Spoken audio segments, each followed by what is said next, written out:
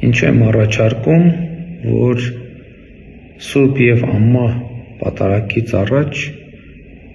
Հայաստանի Արաքելական Սուրբ եկեղեցիներում հնչի Հայաստանի Հանրապետության պետական օրհներգը։ Պատարագի տեքստում Հայաստանի Արաքելական Սուրբ եկեղեցու մի այսպիսի հատված կա և դրանով մեկնարկում են քահանաները ըստ էության պատարագը, ասվում է հետևյալը. «Խորհուրդ խորին անհասանելի անսկիզբ, որ անմատույց լույսի առագաստում եղող քո վերին պետությունը հրեղենների դասը գերապանծ փառքով զարդարեցիր»։ Այսինքն խոսք է գնում վերին պետության մասին, վերին պետության մասին, և պատարագից առաջ պետական օրհներգի հնչեցնելը կարձանագրի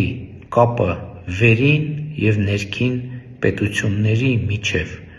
Եվ իթև կարծում եմ, որ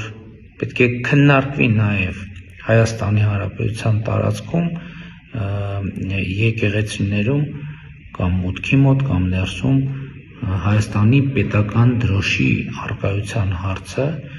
որը իմիջիայլոց ասեմ մի շարք երկրներում ընդունված պրակտիկա է։